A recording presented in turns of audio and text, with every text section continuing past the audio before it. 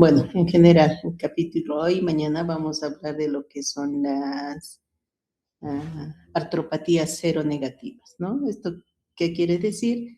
Las artropatías asociadas a un factor reumatoideo normal y que tienen mucha relación con lo que es el HLA-B27, ¿no? Que genéticamente, al dosar este antígeno, pues va a afectar más a lo que son la zona axial sobre todo, ¿no? Y una de las patologías que tenemos como en general como representante de todas estas artropatías seronegativas es la espondilitis anquilosante.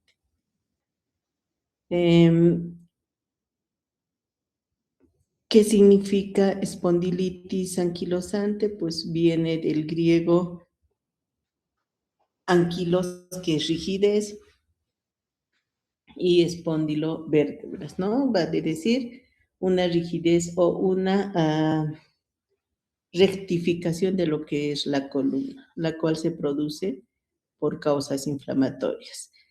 Afecta la columna, sobre todo las partes dorsolumbar y las sacroiliacas, ¿no? La más frecuente es la afección de las sacroiliacas, también denominada como sacroileitis. Y la característica es que respeta lo que son las cervicales. La presencia de este tipo de artropatías o el descubrimiento de estas patologías, pues data de muchos años, ¿no? Antes de Cristo, 3000 años, se ha visto en momias de Egipto en las cuales había esta rectificación de la columna, ¿no? Y se atribuía pues a esta patología. Vamos a ver de que entre 1970 y 1979, recién con los estudios, se logra asociar al HLA-B27 como responsable de la presencia de estas deformaciones. Y en 1990, con las nuevas investigaciones, con los nuevos tratamientos, pues se ve que hay una asociación a los autoanticuerpos proinflamatorios como el factor de necrosis tumoral alfa, ¿no? Y con el descubrimiento de los medicamentos antifactor de necrosis tumoral alfa, se ha visto pues que hay un gran avance, sobre todo en el tratamiento de esta patología. La definición, pues básicamente es lo que les he dicho, ¿no? Una rigidez a nivel de lo que es la columna axial, ¿no? Y siendo las articulaciones sacroiliacas las que van a estar más comprometidas, ¿no?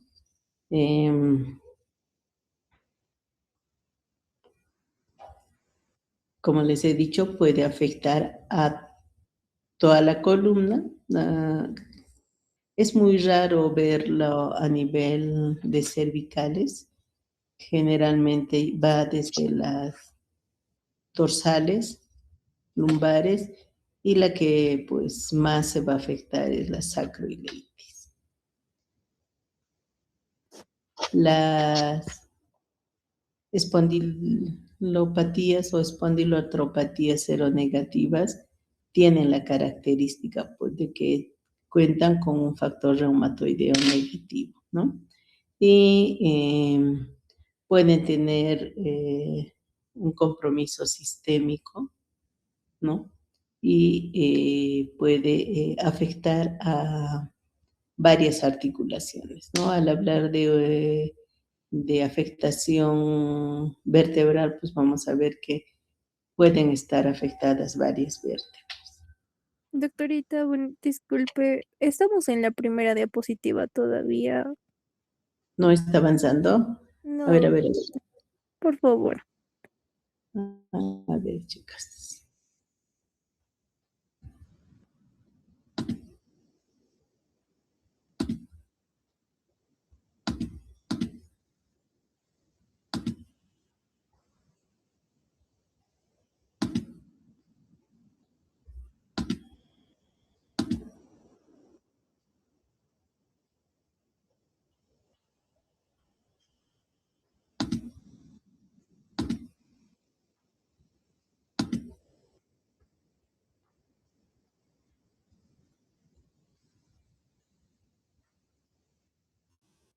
Ahora, ¿se Ahora sí, ve? doctora. Excelente. Ya, a ver.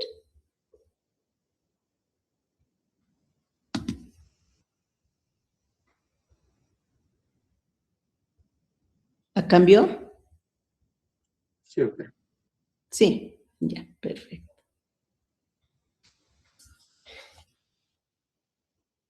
Dentro de todo este grupo de espondiloartropatías cero negativas, pues ya hemos dicho, ¿no?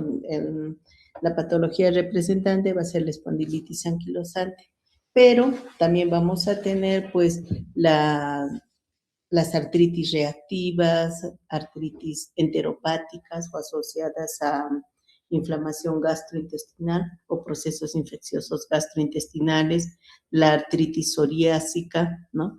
Podemos tener también otros tipos como la espondiloartritis juvenil, el síndrome de Sapo, espondiloartritis indiferenciadas, que estas son en menor número, ¿no? Las que vamos a desarrollar van a ser las que tienen mayor frecuencia, la espondilitis anquilosante, artritis psoriásica, artritis reactiva y la artritis enteropática.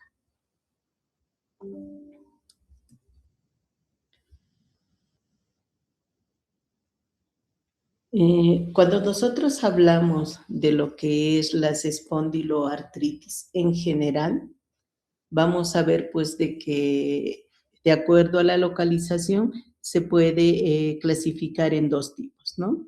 Espondiloartritis de predominio axial, que son las que van a estar asociadas al gen HLA-B27, ¿no? Dentro de estas tenemos dos grandes grupos, las espondilitis anquilosantes y las espondiloartritis axial no radiográfica, ¿no?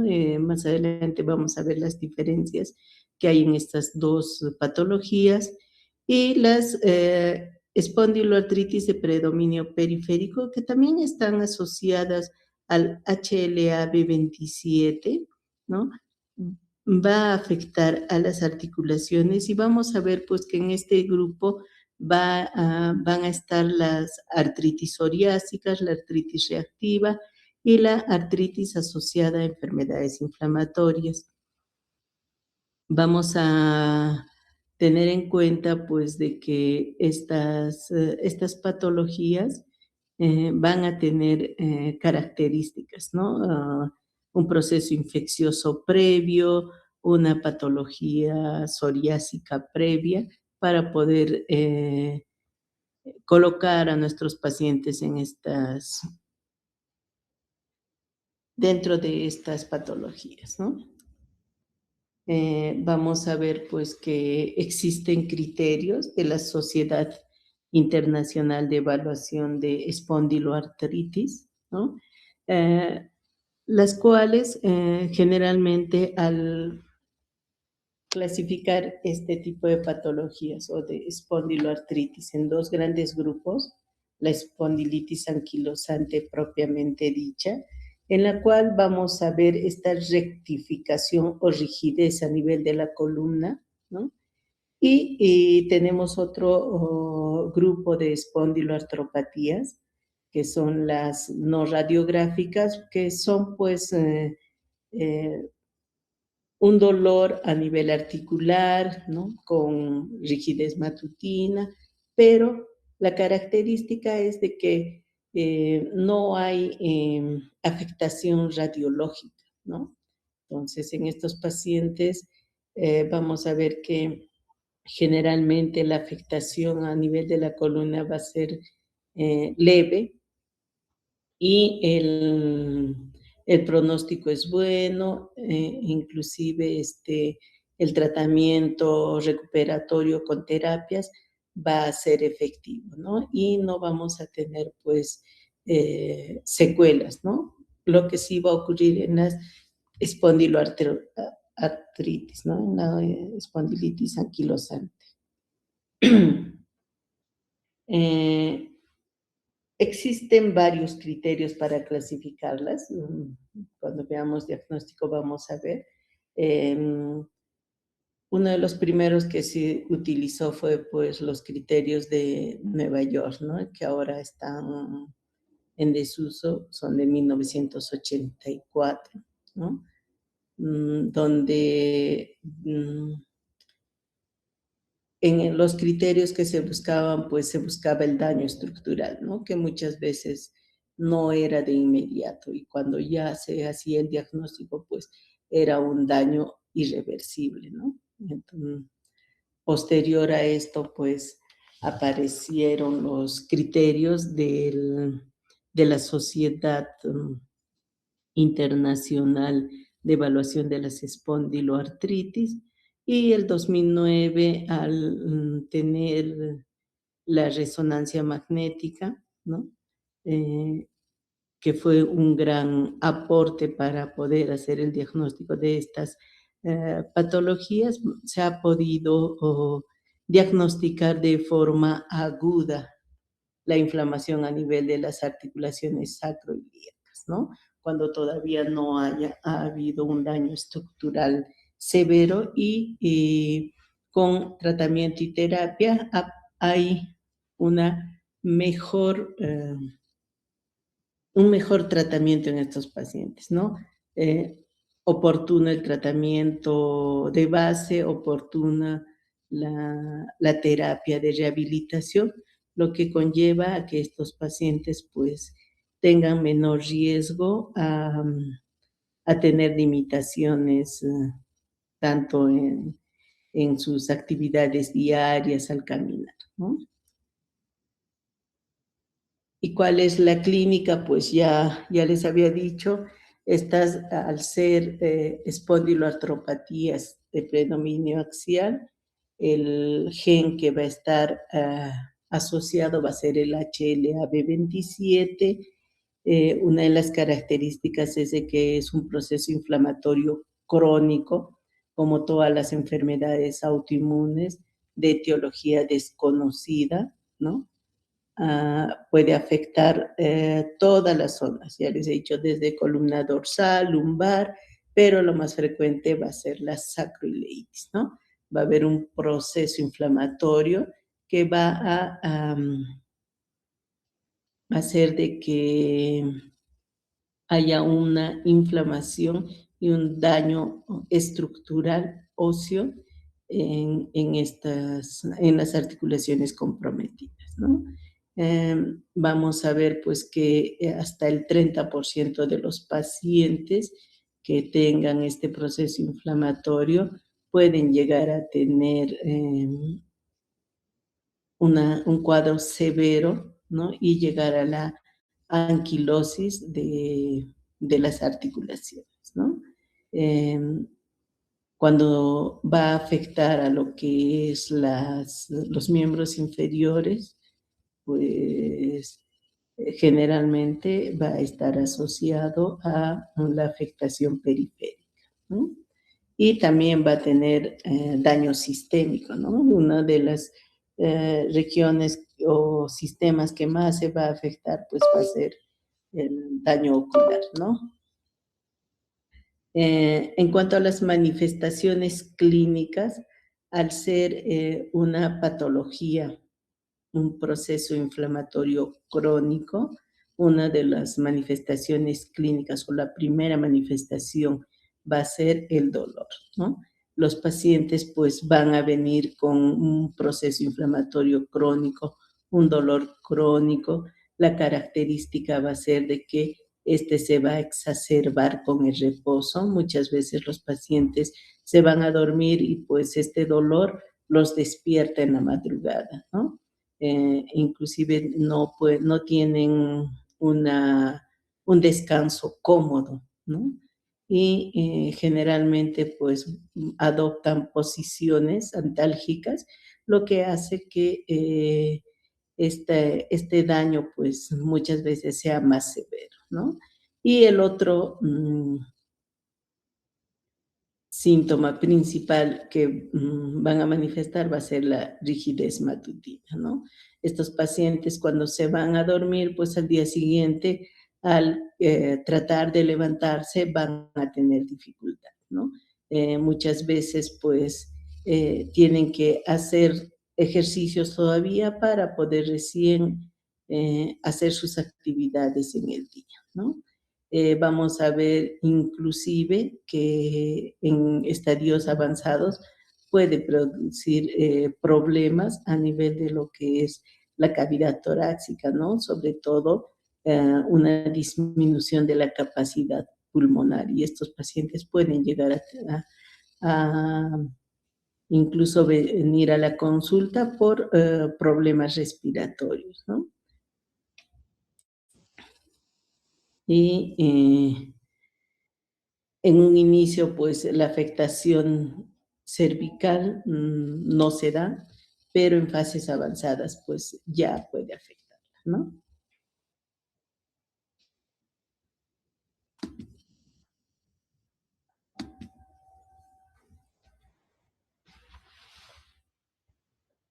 Otras manifestaciones clínicas vamos a tener que es la más frecuente, la inflamación a nivel de lo que es las articulaciones sacroiliacas, ¿no? Un dolor intenso que se va a irradiar a la parte posterior de las piernas, ¿no? Que incluso puede confundirse con una ciatalgia, ¿no? Una lumbociatalgia.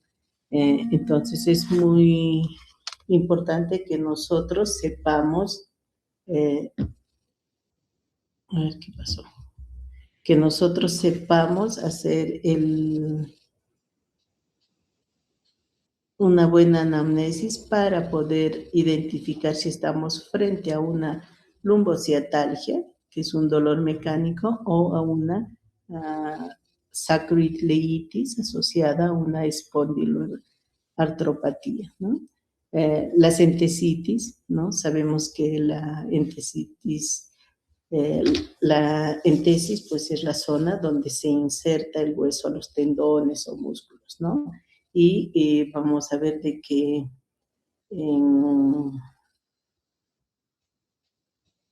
en estos pacientes pues va a haber compromiso, ¿no? De la entesis produciendo una inflamación a nivel de esta inserción de los tendones al hueso, ¿no? Hay una inflamación y esto va a producir pues un daño estructural asociado a dolor e inflamación, ¿no? Y si hablamos de articulación, pues la inflamación de la articulación también va a estar, ¿no? Asociada pues ya sea a un derrame articular o a una destrucción del cartílago articular. Hablando ya sobre las espondilitis anquilosantes propiamente dichas, pues ya hemos dicho, es una inflamación crónica, ¿no? Enfermedad autoinmune, porque no sabemos la causa, ¿no? Sí sabemos que está asociada a un gen, al HLA-B27, y tiene un daño sistémico, es de carácter no mecánico, inflamatorio, va a afectar lo que es la columna lumbar, dorsolumbar, sacroiliacas y en fases avanzadas las cervicales. Otra característica pues es la afectación de otros órganos, ¿no?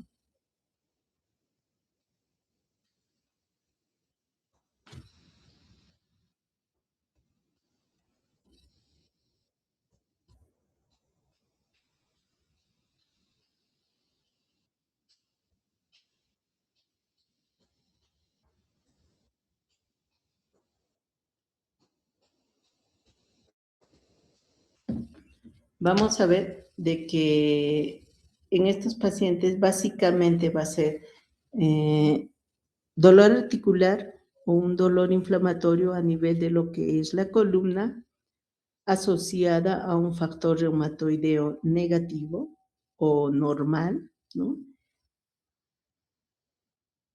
Y asociado al gen HLA-B27, ¿no? Es más frecuente en varones. La frecuencia es 3:1 con relación a las mujeres, ¿no? La edad, pues relativamente son jóvenes los pacientes de 20 a 30 años y en raza, pues los caucásicos y los asiáticos e hispanos son los que más tienen más predisposición genética, ¿no?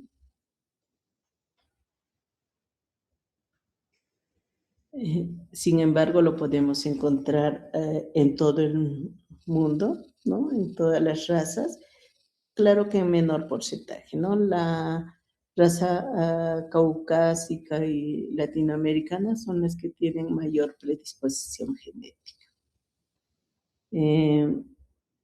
También puede estar asociada al gen HLA-B60, ¿no? Y si vamos a tener afectación periférica, pues puede estar asociada también al HLA-DR4, ¿no? Hemos visto ya que este gen está asociado sobre todo a lo que es las artritis reumatoide, ¿no? Entonces puede estar asociado también a este. Cuando tengamos afectación de las extremidades, ¿no? Ya sea miembros superiores e inferiores, ¿no? Y vamos a ver, pues, que puede tener una reacción cruzada con la Klebsiella pneumoniae, ¿no? Y ya les he dicho que esta patología puede afectar la capacidad pulmonar incluso, ¿no? Vamos a ver pues de que el proceso inflamatorio se va a iniciar a nivel de lo que son las entesis, sobre todo, ¿no? Cuando tengamos la inserción de los ligamentos a nivel del hueso, se va a producir un proceso inflamatorio, ¿no? Por causas no esclarecidas, ¿no? Donde van a ir pues todos los proinflamatorios a tratar, es como un mensaje que manda el cerebro, ¿no? A producir,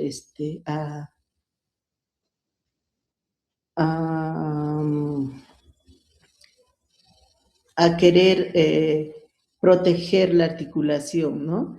Pero al encontrarse con un tejido sano, pues estos empiezan a proliferar y estos proinflamatorios, pues hacen que produzca mayor daño, ¿no? En la articulación.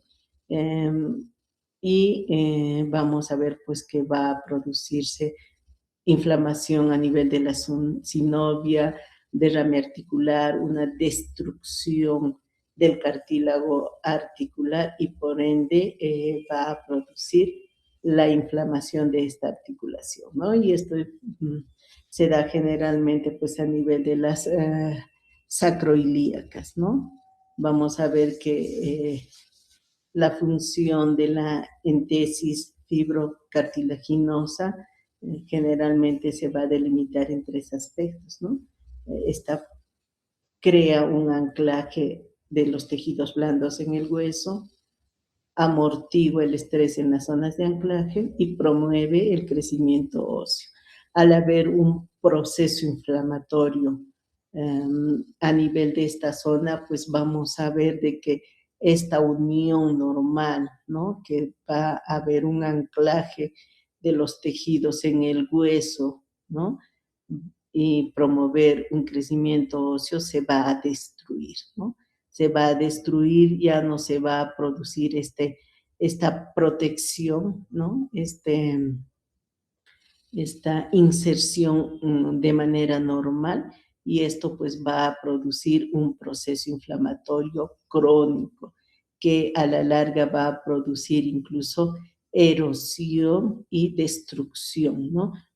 Y cuando esto ocurre a nivel de lo que son los cuerpos vertebrales, pues va a haber una anquilosis vertebral, ¿no? Una fusión vertebral, que lo vamos a ver más adelante, ¿no?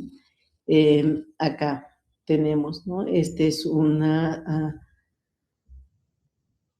columna sana, ¿no? El primer gráfico es una columna sana.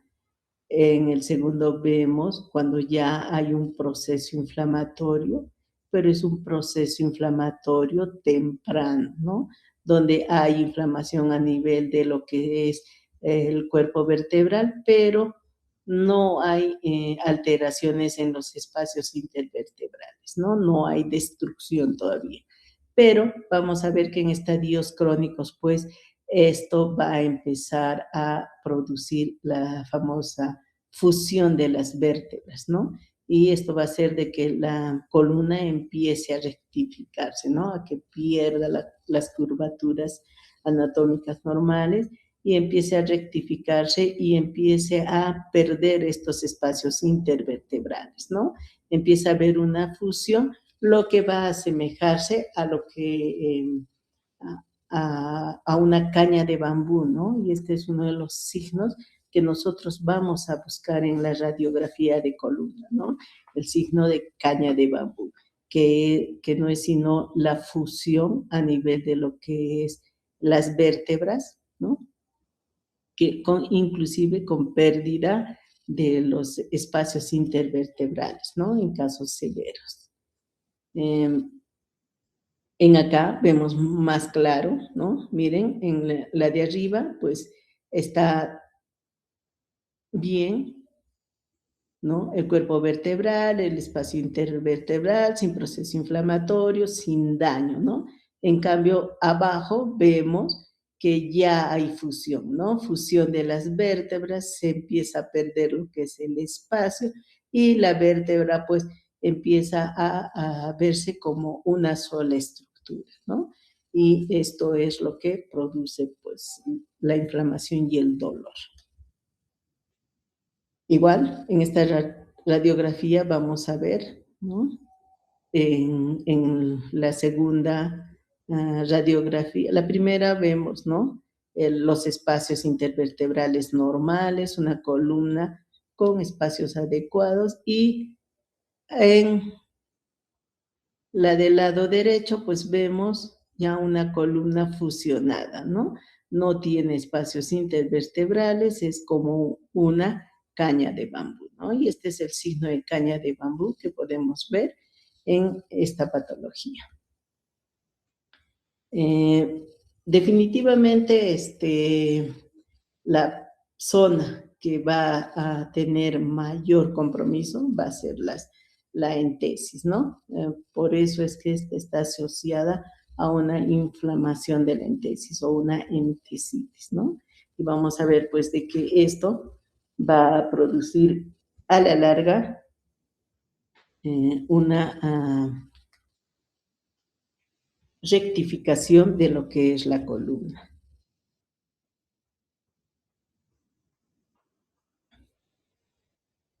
¿Cuál es el proceso? Pues vamos a ver de que al principio, cuando se produce el proceso inflamatorio, va a haber una sacroileitis, ¿no? Como una primera manifestación, un dolor, inflamación de la sacroilíaca, ¿no? Donde va a empezar a producirse, pues, una entesitis, un edema a nivel de la médula, va a empezar a formarse el tejido de granulación, ¿no?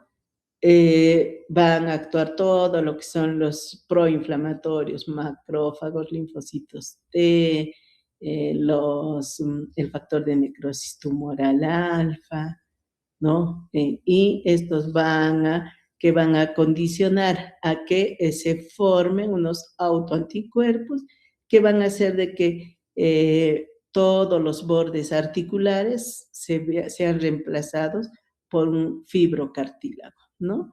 Y esto a la larga va a producir, pues, que el hueso se fusione, ¿no? y va al final de todo esto va a producir pues una articulación ya inutilizada, ¿no? Una articulación fusionada que no va a poder tener la movilidad que normalmente debería de tener, ¿no? Y esto es lo que produce pues limitación en los pacientes. Las manifestaciones clínicas, al hablar de que la sacroileitis es la manifestación principal, pues va a haber un dolor lumbar, ¿no? Crónico, mayor de 3 meses, asociado a una rigidez matutina, ¿no? Que va a ser un dolor inflamatorio, no mecánico, que se exacerba con el reposo y mejora con el ejercicio. Este dolor, pues, definitivamente va a ser toda la zona, ¿no? Zona lumbar, la zona glútea, va a estar asociada a la famosa rigidez matutina. Los pacientes no tienen un sueño bueno, ¿no? ¿Por qué? Porque este dolor, pues, los hace despertar en la noche, tienen problemas para levantarse y esto hace de que influya incluso con el estado de ánimo, ¿no? Vamos a ver, pues, de que todo esto va a condicionar a que los pacientes empiecen a tener una disminución en la calidad de vida, ¿no? Va a haber dolor en la zona, sobre todo zona lumbar, ¿no? Zona glútea, ¿no? Inclusive, en algunos casos, por las metámeras puede haber incluso un dolor torácico, ¿no? Que va a ser un dolor referido. Entonces, si nosotros tenemos un paciente joven con dolor torácico, también sería bueno hacerle algunas preguntas para poder descartar un proceso inflamatorio a nivel de las sacroiliacas, ¿no? Y pues vamos a ver de que, como les he dicho, va a afectar la capacidad ventilatoria, ¿no? Ya que al haber una rigidez a nivel de lo que es la columna, va a haber una disminución o limitación de los movimientos de flexión y extensión, y esto puede hacer de que haya una disminución en la capacidad ventilatoria, ¿no? Y al ser un dolor asociado al gen HLA-B27, pues vamos a ver que puede estar asociado no solamente a problemas articulares, sino también a problemas o síntomas en otros sistemas, ¿no? Ocular, respiratorios, ¿no? El paciente va a tener dolor incluso al inspirar, al bostezar o toser, ¿no?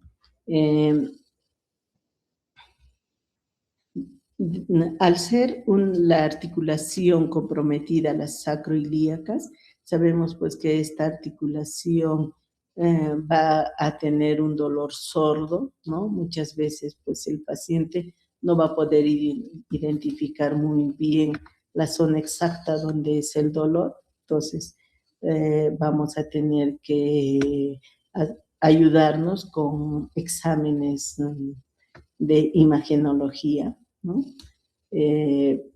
Ya que muchas veces este dolor es referido, ¿no? Entonces es muy importante, pero la anamnesis nos va a ayudar bastante en la sospecha clínica de esta patología.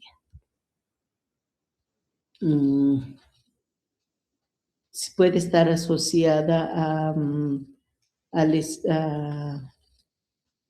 artritis periféricas, sí, puede estar asociada, ¿no? Pero esto generalmente lo vamos a ver, pues, posterior, ¿no? El primer síntoma siempre va a ser la sacroileitis.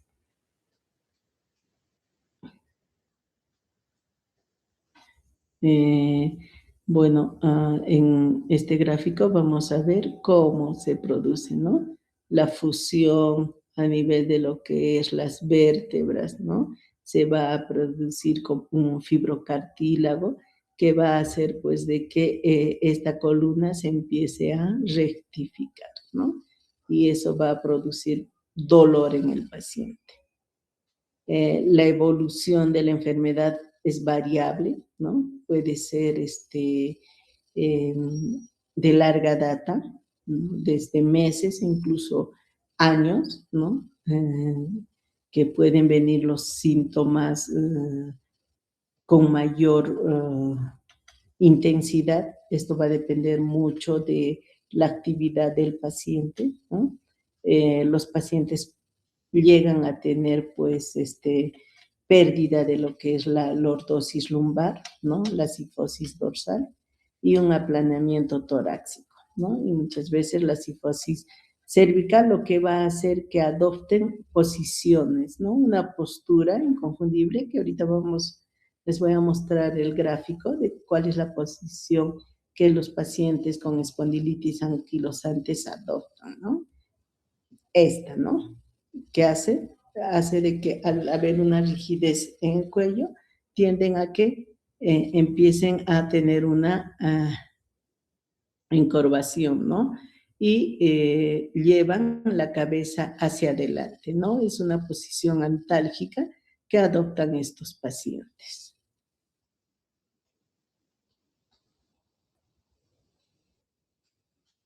La afectación de las articulaciones periféricas, pues, es menos habitual, ¿no? Las que se pueden afectar a los miembros inferiores, ¿no? Cuando tengamos afectación de la cadera, a nivel del hombro también puede haber afectación, ¿no? Que no es muy frecuente. Y manifestaciones extraarticulares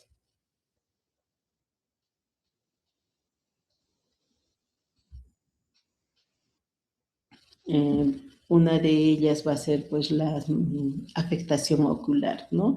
La uveitis anterior aguda es la manifestación más frecuente, ¿no?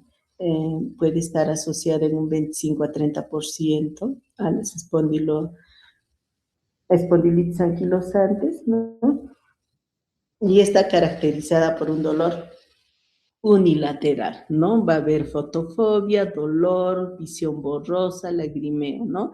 La característica es que no dura más de 2 a 3 meses, generalmente curan sin dejar secuela, ¿no? Pero sí tienen gran probabilidad de ser recurrentes, ¿no? Inclusive en el ojo contralateral. Por eso es muy importante que estos pacientes sean evaluados por un oftalmólogo, ¿no?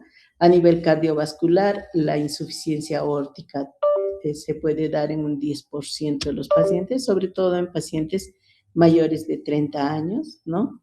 Puede haber una inflamación a nivel de lo que es la aorta, ¿no? Y puede haber alteraciones en lo que es la conducción y la excitación, ¿no? Entonces es muy importante hacerle de todas maneras un EKG o un ecocardiograma en casos que se necesite, ¿no? Entonces, la inflamación a nivel de la raíz aórtica nos puede llevar, en casos severos, a una insuficiencia aórtica. A nivel pulmonar, si bien es cierto, va a haber una disminución de lo que es la capacidad ventilatoria, pero vamos a ver que en fases avanzadas puede afectar, ¿no? O con una fibrosis en los lóbulos superiores, ¿no? Va a tener un patrón quístico y puede estar asociada a la infección por gérmenes oportunistas, ¿no? Sobre todo el aspergillus, ¿no?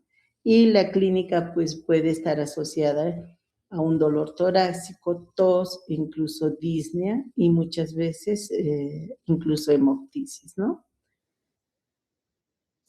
A nivel neurológico, pues, las luxaciones vertebrales pueden ser frecuentes. La subluxación atlantoxoidea también, ¿no?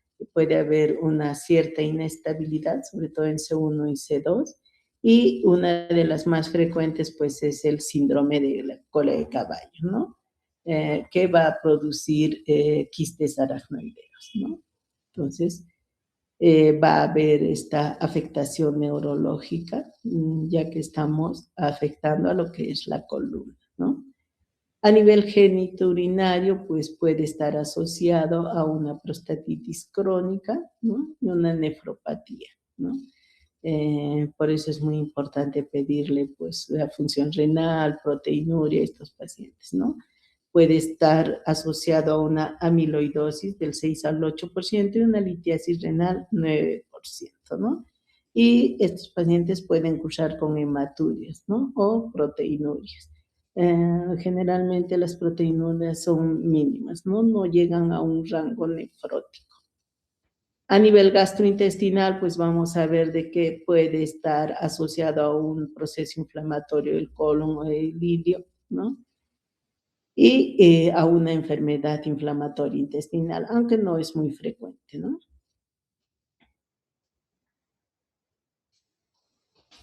Vamos a ver de que definitivamente al momento de hacer la exploración física tenemos que ver cómo está la columna, la limitación, cómo está esa columna, si hay rectificación o no, y nos podemos ayudar con un estudio imagenológico, una radiografía. Existen varios test, sin embargo, que podemos hacer a los pacientes para poder ver si hay afectación a nivel de la columna o si hay esta rectificación o lo que es la anquilosis a nivel de la columna, ¿no? Una de las maniobras que vamos a hacer principalmente es el test de Schober, ¿no? En el cual vamos a decirle al paciente, pues, que cuando está recto, vamos a hacer la medida, ¿no? Se mide 10 centímetros por encima, ¿no? A nivel de lo que es las espinas ilíacas, ¿no? Y 5 por debajo de la unión lumbosacra, ¿no? Se hace la medida y se le pide al paciente que se flexione, ¿no? Si esta es normal cuando el incremento de esta distancia sea de más de 5 centímetros. Si es menos, entonces hablamos de una columna rígida, ¿no? Y el test de Schober sería positivo. Otra maniobra es la maniobra de Wolfman, ¿no? El paciente en decúbito supino, lo ponemos sobre todo tiene que ser en una camilla rígida, ¿no? Para poder hacer un buen diagnóstico, ¿no? Y se le pide, pues, o se hace la separación de las espinas ilíacas forzadas, ¿no? Si aparece dolor, es positivo, es en uno o en ambos, ¿no? La maniobra de Erichsen con el paciente en decúbito supino, también en una camilla dura, pues lo que se hace es, se hace la aproximación forzada de las espinas ilíacas, ¿no? Lo contrario a lo que hemos visto en la Wolfman, ¿no? En la Wolfman es separación forzada y en la de Erichsen es ya también aproximación forzada. En ambos, si hay dolor, es positivo. La maniobra de Favre, también con el paciente en decúbito supino, lo que se hace, como se ve en la figura, ¿no? La flexión o abducción y rotación externa máxima del miembro afectado y si hay dolor es positivo. El signo que ya hemos visto de la flecha Forrester, que es la posición que pone el paciente, que adopta el paciente por el dolor, la inflamación y la rigidez a nivel de la columna, ¿no? Hace pues que la cifosis dorsal fisiológica se acentúe, ¿no? De modo que la cabeza se vaya para adelante, ¿no? Es una posición antálgica que presenta el paciente en estos pacientes, en esta patología, ¿no? Otra prueba que podemos hacer en estos pacientes, pues va a ser la expansión torácica, ¿no? Se va a hacer midiendo la diferencia del perímetro en inspiración y en expiración forzada, ¿no? La expansión normal debe ser mayor a 5. Si no hay esta expansión, pues vamos a decir de que hay una disminución de la capacidad ventilatoria, ¿no? Y para hacer el diagnóstico, ¿qué exámenes le pido? Pues le pido los análisis de laboratorio, un factor reumatoideo negativo, puede haber un incremento en el BCG, ¿no? La PCR elevadas, ¿no? Fosfatasa alcalina, y puede haber en casos avanzados una anemia leve, ¿no? Ya hemos dicho, el BCG, PCR van a estar elevados, ¿no? Los niveles de complemento pueden estar normales o ligeramente elevados, ¿no? Eso no nos da un diagnóstico confirmatorio. El factor reumatoideo negativo, ¿no? Y un análisis puede salir en algunos casos positivo o negativo, ¿no? Tampoco es concluyente. Un examen del líquido articular, pues va a tener la presencia de polimorfonucleares, ¿no? En más de un 80%, lo cual nos va a decir que tiene características inflamatorias, ¿no? Y también se puede hacer un test de función pulmonar, ¿no? Cuando estos pacientes tienen compromiso o disminución de la capacidad, ¿no? Que solamente en estos pacientes que tengan compromiso respiratorio se les hace, ¿no? Habíamos hablado de los criterios de Nueva York, ¿no? Que ya han sido modificados el 2009, ¿no? Estos criterios, les he dicho que los criterios de Nueva York antiguos, de 1984, pues estos eran ya para fases severas, ¿no? Avanzadas. En cambio, los modificados nos hablan de poder hacer un diagnóstico más temprano, ¿no? Habla de criterios clínicos y radiológicos, ¿no?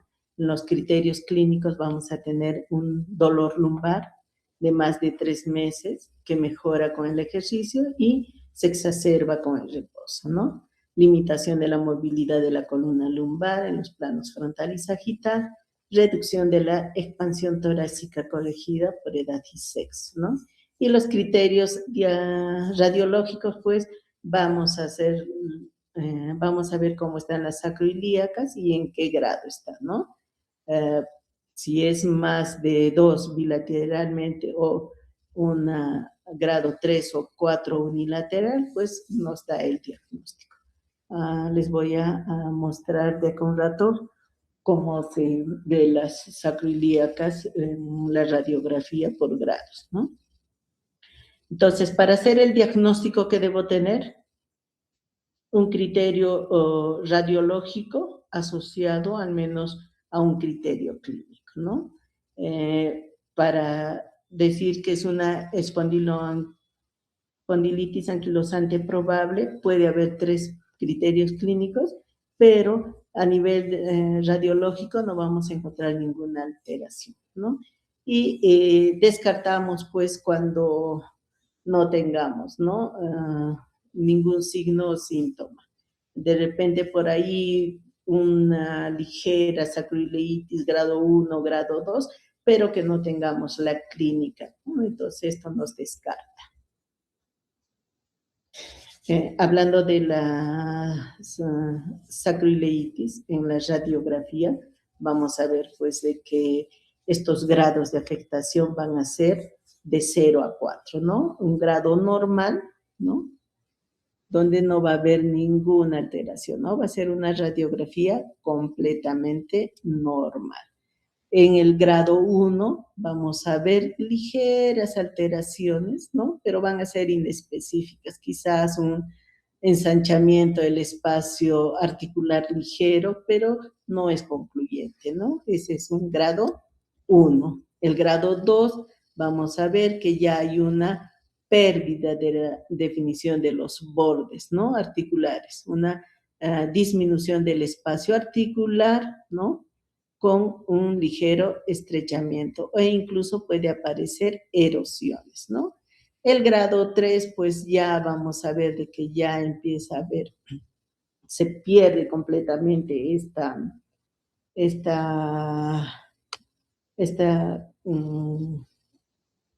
espacio interarticular, ¿no? Y empieza a formarse como puentes óseos, ¿no? Empieza a ver como una ya ligera anquilosis, ¿no?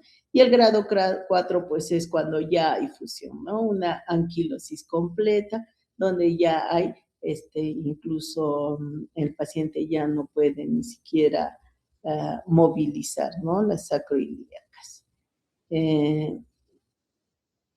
Vamos a ver también en la radiografía, ¿no? Cuando veamos las vértebras en la columna, esto es en sacroiliacas, ¿no? Los 4 grados que hemos dicho. El grado 1, grado 2, grado 3 y grado 4.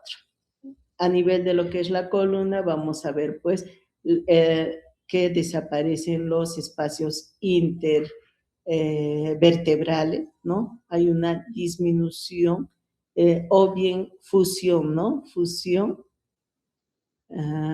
formándose los famosos sindesmofitos, ¿no? El signo radiológico, pues, va a ser que haya una mala definición, ¿no? O pérdida de la línea blanca cortical en lo que es las sacroiliacas, ¿no? También nos puede ayudar una tomografía, una resonancia, pero una radiografía sí nos puede dar los grados del compromiso de las sacroiliacas, ¿no? A nivel de la columna, pues puede haber erosión de los cuerpos vertebrales, ¿no? Lo que nos da la imagen de las vértebras encuadrados o, como les dije, la famosa caña de bambú, ¿no? Que va a ser una columna rectificada, ¿no? Esta es la famosa imagen en caña de bambú, ¿no? Donde ya vamos a tener la presencia de los sindesmofitos, ¿no? Una fusión a nivel de los cuerpos vertebrales, ¿no?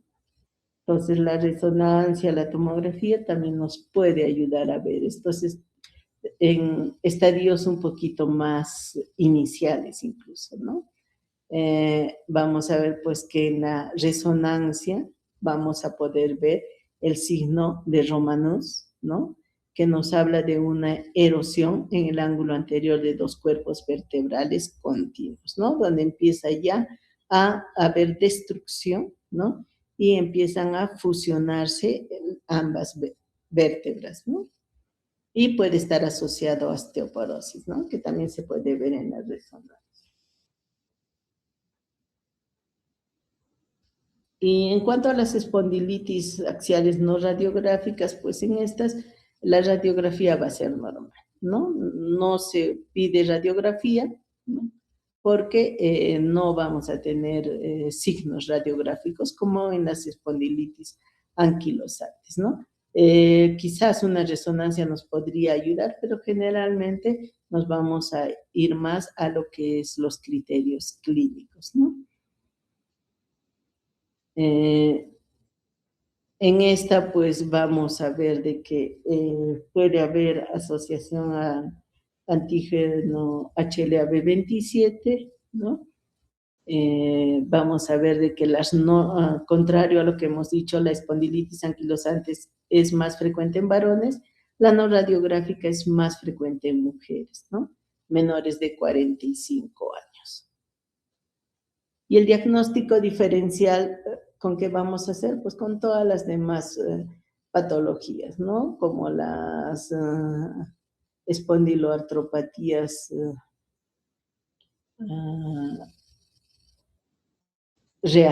artritis reactivas, artritis enteropáticas, artritis reumatoide, porque hemos dicho que también puede estar asociado al HLA-DR4, las neoplasias, una metástasis ósea, ¿no? Con la que sí se puede confundir una espondilitis anquilosante. Procesos infecciosos como una tuberculosis, ¿no? Procesos o enfermedades metabólicas, ¿no? Asociadas como la osteoporosis, el síndrome del hueso hambriento también puede estar dentro de los diagnósticos diferenciales de esta patología, ¿no? Y el tratamiento, pues básicamente va a estar asociado no solamente a tratamiento médico, sino a tratamiento fisioterapia, ¿no? La fisioterapia es muy importante. Los programas de ejercicios, que por eso el tratamiento de estos pacientes tiene que ser en conjunto con terapia física, ¿no? Antiinflamatorios, podemos utilizar antiinflamatorios no esteroideos, podemos utilizar antiinflamatorios inhibidores de la COX-2, ambos tienen el mismo efecto, ¿no? Cualquiera de ellos podemos utilizar. Son pacientes jóvenes, entonces sí podemos utilizar los años, ¿no? Sin ningún problema. Podemos utilizar, pues, como hemos dicho, el 2009, la terapia con los antifactores de necrosis tumoral alfa ha sido de gran ayuda en estos pacientes, ¿no? El infliximab, etanercept, adalimumab, ¿no? Pero pueden tener efectos secundarios, ¿no? Y en casos donde ya tenemos deformidades graves o hay un dolor que es un EVA muy alto, puede plantearse lo que es la artroplastía total, ¿no? Pero solamente en casos muy graves, ¿no? Deformaciones graves. Bueno, el tratamiento definitivamente va a ir a mejorar el dolor, ¿no? El dolor es lo que más va a motivar a que estos pacientes vengan a la consulta, ¿no? Porque primero este dolor va a afectar lo que es el sueño, va a afectar su calidad de vida. Es por eso que lo principal que tenemos que hacer es reducir la inflamación, ¿no? Y aliviar el dolor con antiinflamatorios, ¿no? AINES, podemos utilizarlos, como les he dicho, AINES o los inhibidores de la COX-2. Lo que recomiendan las guías es, si vamos a utilizar los AINES, mejor asociarlos a un gastroprotector, ¿no? Podemos utilizar los opioides también en casos que no tengamos buena...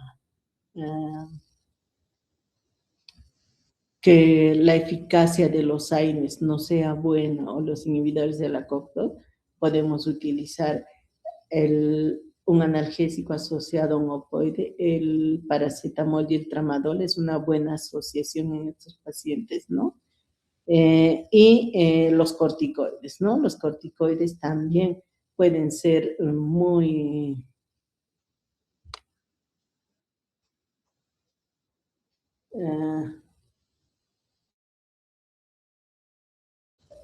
los corticoides son muy buenos en estos.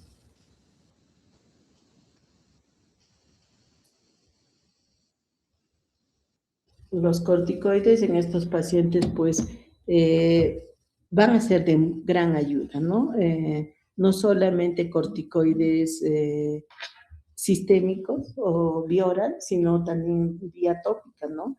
Las infiltraciones en estos pacientes también nos van a ayudar a mejorar el dolor, ¿no? Entonces, sí se puede utilizar. En esta diapositiva, pues, tenemos las dosis que podemos utilizar, ya sea de los AINES, de los inhibidores de la COX-2, ¿no? Si bien es cierto, como dice acá, la indometacina, nos dicen que ligeramente el más efectivo, ligeramente es la indometacina, ¿no? Pero es el que también tiene más efectos colaterales, ¿no? Pero se ha visto que con el naproxeno, el diclofenaco, también puede haber mejoría, ¿no? Entonces, la indometacina no es tan comercial, ¿no? Como el naproxeno, el ibuprofeno. El ketoprofeno también tiene buena eficacia en estos pacientes, ¿no? Y los corticoides, pues ya hemos dicho, ¿no? Si no hay buena respuesta a los AINES, y pese a usar AINES 2 días, continuamos con dolor, es mejor ya el uso de lo que es los corticoides, ¿no? Que puede ser vía intramuscular e incluso en casos severos podemos utilizar los pulsos de metilprednisolona, ¿no? Por 3 días, 500 o miligramos o 1 gramo, ¿no?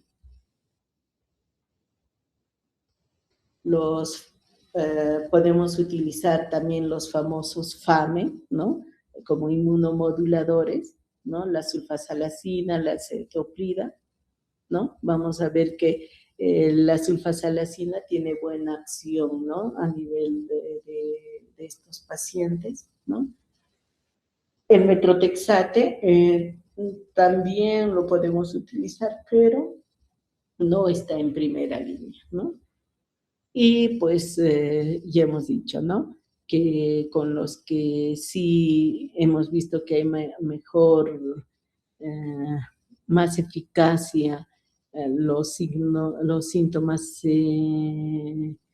mejoran rápidamente, es los antifactor de necrosis tumoral alfa, ¿no? Entonces se ha visto que estos pues sí van a producir mejoría clínica e incluso van a detener la progresión de esta patología, ¿no? Entonces, los estudios nos dicen que estos son el tratamiento ideal para estos pacientes, ¿no? Bueno, y estos son los que ya habíamos mostrado, ¿no? El adalimumab, infliximab, etanercept, ¿no?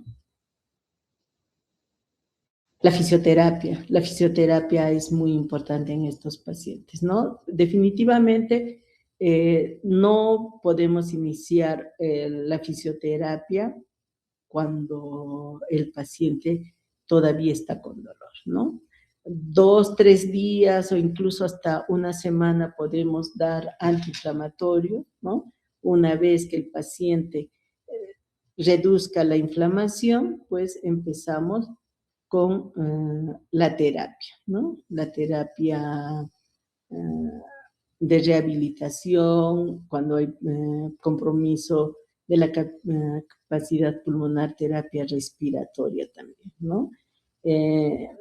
Puede haber, hay muchas, en cuanto a fisioterapia, hay muchas técnicas que podemos utilizar en estos pacientes, ¿no?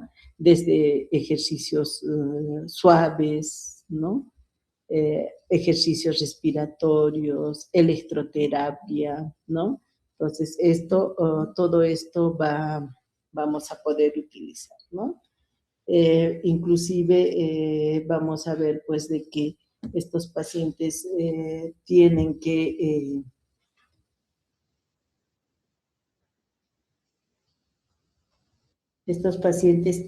hacer una rutina, ¿no?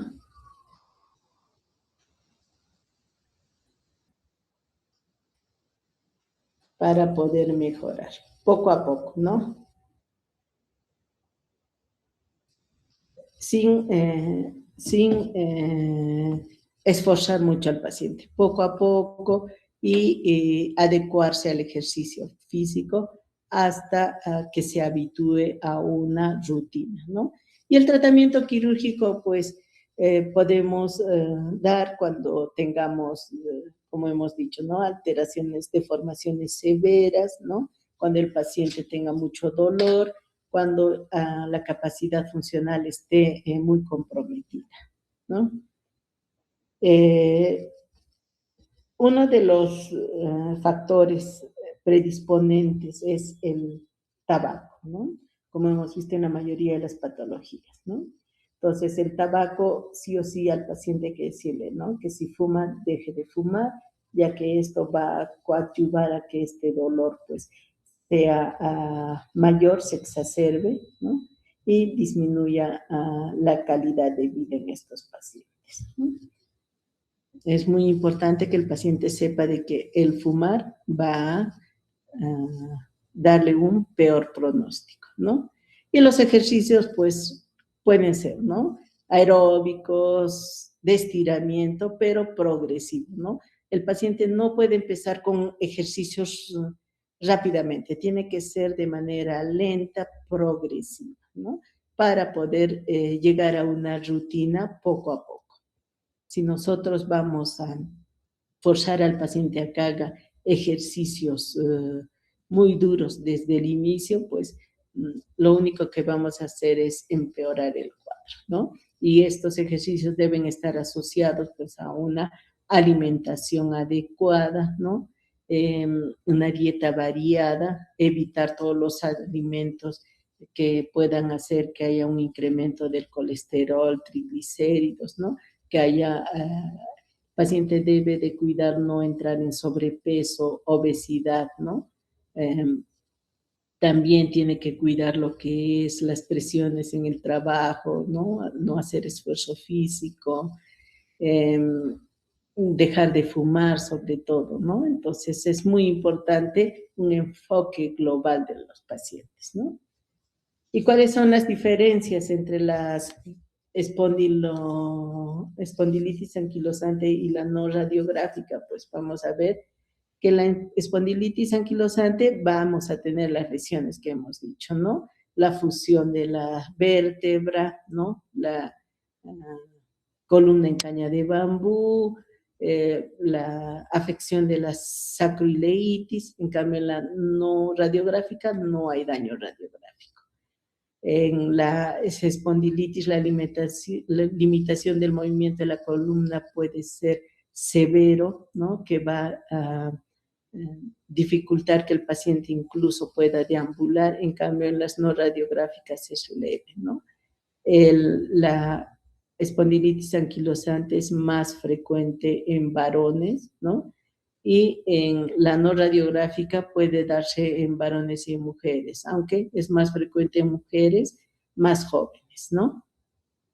La edad de aparición, pues, son mayores en la espondilitis anquilosante y la no radiográfica en menores de 30 años, ¿no? Ambos van a tener disminución de la calidad de vida, van a tener dolor, ¿no? El dolor sí puede ser similar, incluso el EVA puede estar en 7, 8, ¿no? Y ambas tienen predominio axial, ¿no? Entonces, tenemos que empezar. Cuando nosotros sospechemos o diagnostiquemos una espondilitis anquilosante o una no radiográfica, lo primero es tratar de suprimir la inflamación, ¿no? Bien, chicos, con esto terminamos lo que es espondilitis anquilosante. Creo que lo dejamos para mañana o quieren avanzar un tema más. Mañana avanzaríamos lo que es artritis reactiva, artritis enteropática y lo que es artritis psoriásica. Y con eso nos igualaríamos, ¿no? ¿Qué dicen, chicos? Mañana avanzamos los 3 temas. A ver, Marcelo, ¿qué dices?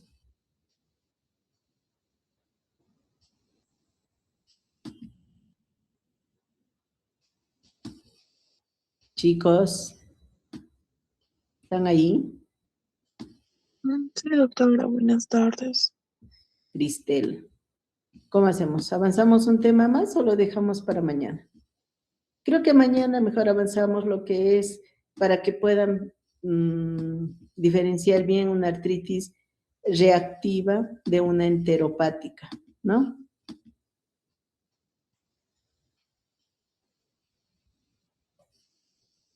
Chicos.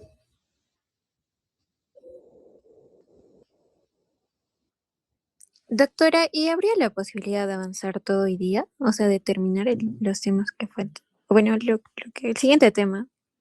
No, pero mañana tenemos que hacer clase.